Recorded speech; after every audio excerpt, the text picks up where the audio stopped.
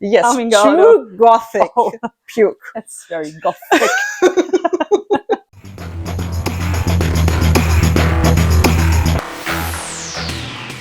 Hello everyone. So today is the first day right after the Wave Gotik Treffen festival here in Leipzig, and tonight here we have a wonderful guest, Sarathustra von Lichtenstein. Please, Hi. my lovely guest. I'm actually equipped with questions for you, and I would like to hear about your experiences over the several years of Wave Gotik Treffen that you attended. Yes, okay. I will try my very best, but to be honest, it is Tuesday as far as I know. And I'm a little bit dizzy. That's where we all are. I Nice. think this is a totally similar level of vibe. Flat We will line. handle it.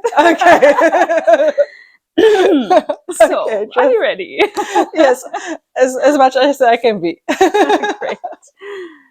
So, my question would be, how would you define Wave Gotik Treffen For me, as a general thing? Yeah. Yes. For me, most it is meet up with family and friends.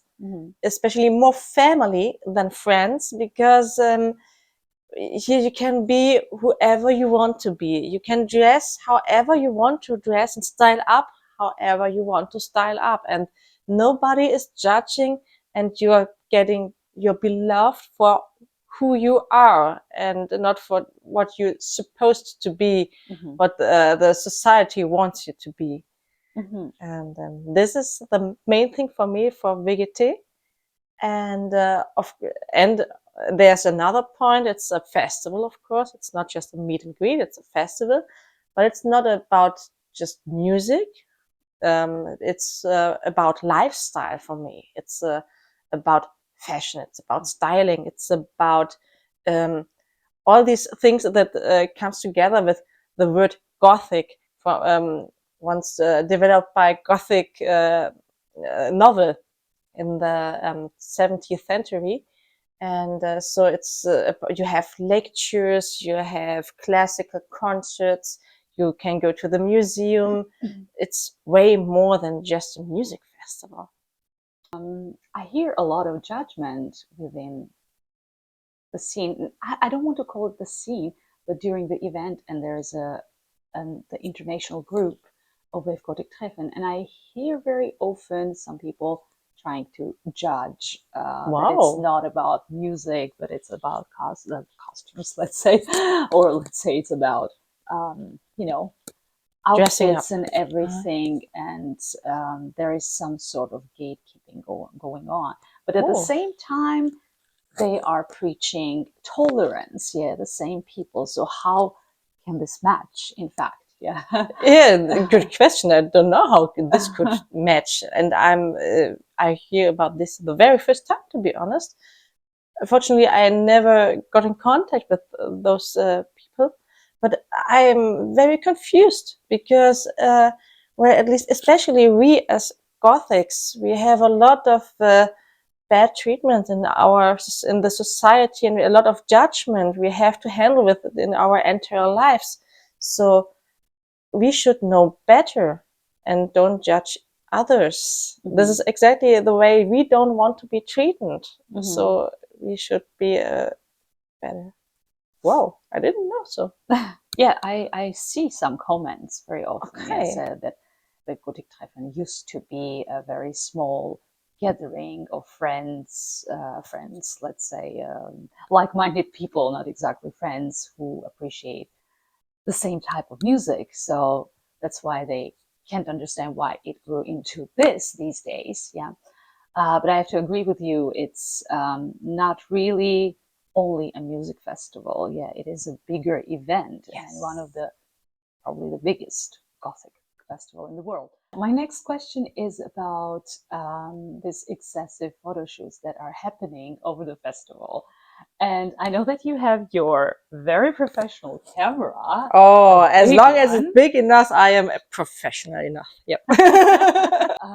Yes. About photo shootings, VGT. Yes. I see them in every corner, I see many people, attendees, the pictures taken by famous or non-famous photographers. I know that there are also very famous photographers, and now that I know that you do modeling, but also photography, how do you approach the whole photo shooting idea during the festival? Well, at least I think if both parties, the model and the photographer, are fine with it and both have their benefits, they should do whatever they prefer. I think there are many who have dressed up very special and did a lot of effort, spent a lot of time and effort in their styling, and they want to have some nice pictures. Mm-hmm. And hopefully they will get those pictures from the photographers. But for me, this is not the point of interest. At least I do my pictures on my own, and I prefer to have the perfect matching outfit for the perfect matching styling and the perfect matching location. Oh. Taking a lot of time, taking a perfect light setup with the flashlights, and afterwards doing a lot of post-production. So I create a whole image which makes lasts for many hours, many days of preparations. So it's fully planned. Yes, ahead. exactly. And this is what I prefer to do. And if someone is asking me, hey, may I take a picture of you? I can do him or her a favor and say, yeah, okay, just do so. But saying like, okay, and now stand before this tree because this tree looks more beautiful than this tree to your latex stuff. And it's for me like, no, it doesn't match at all. So I just stand here where I stand or now. It doesn't make and make a picture. Yes, and just please continue. It's a if both sides have their benefits, it's fine. But I don't need any pictures of a photographer because I prefer to do them on my own. Very, I'm very strictly with what I want to see on my pictures. I want to use. You just mentioned you do it yourself. Yes. That means you set up the whole thing on your own and you have no assistants or anything to help you with the setup, and you take pictures on your own. Yes. How do you do that? How do you manage everything alone?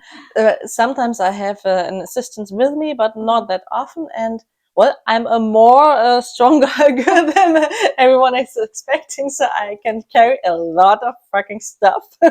And so I have minimum 2 tripods with me, and so one tripod where I put my camera on, and another one for the flashlight, if I use flashlights, and one where I set up there where I'm supposed to stand and pose for the photos. And so I can arrange the camera for the perfect frame.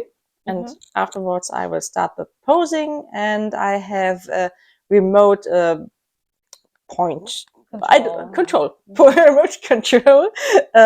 to make the pictures. Each 5 seconds it will make a picture for 30 times in a row, and then I will look at my display if everything is matching. Sometimes this doesn't match and I have to redo everything. So it's like, okay, I was standing out of focus for 10 centimeters, so I have to move a little bit. So, but it works at least. It's a little bit of training, but also before I started to do the photos on my own, I already did the whole concept and planning, and I did the stylings and the post-production also. Oh, on your own as well? Yes, I did this. Remarkable. It was just like, well, I'm very strict. I want to have it like exactly the way I want to have it. And so I always did it on my own. So now it was just like improving how to build up a camera.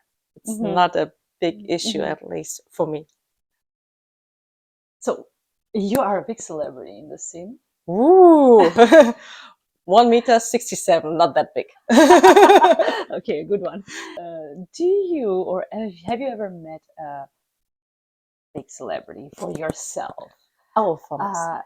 And someone who you're absolutely fascinated by and Have you ever met them? Have Oh, you yes. ever approached them, taken pictures with them, maybe with your camera, or talked to them during the festival? Yes, the person I really adore, and for me, she's a really amazing and stunning person because she's also doing modeling and doing burlesque, and she's. I love the way she's interacting with the camera and being, and it's like a chameleon. I loved her style. It was Xara von den vielen Regen.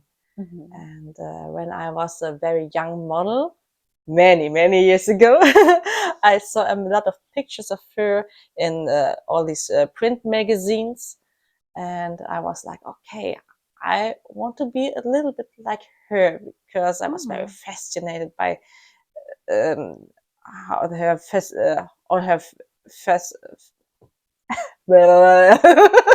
about all the yes, no problem. I'm fine with this.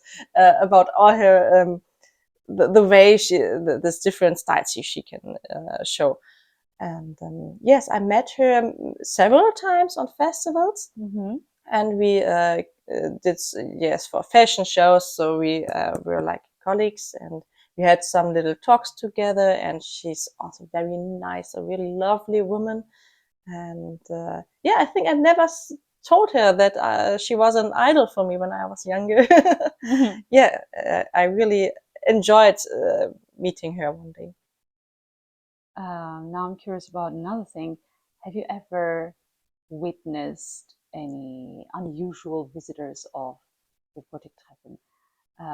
Let's say outstanding, unusual, something that probably wouldn't even fit within, Yes, the scene. at least outstanding is everyone from the gothic scene, but some guys who are very unusual.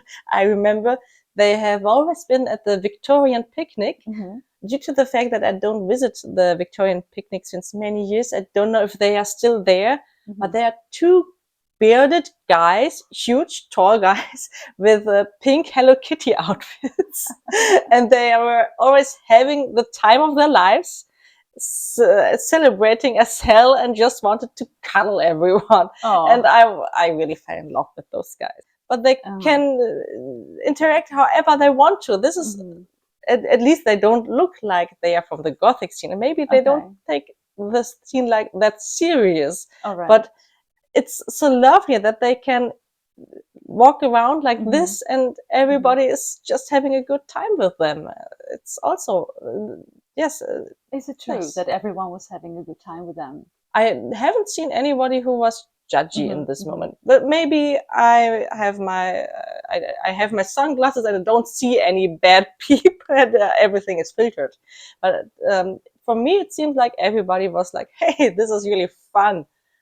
It's nice, yes. And were there full-time attendees of the festival? No idea. Absolutely not. Okay. Interesting. So this is something different, I heard. Yes, it was. About praising something like that, do you see? Because earlier I told you about the judgment and everything. Yes. And now it's nice to see that you're looking at this from a different perspective, Maybe they got judged, but I think they didn't care. Exactly. Again, has to be about tolerance, right? Yeah. And how many years have you been attending the Wave Gotik Treffen? Whoosh, I have no idea.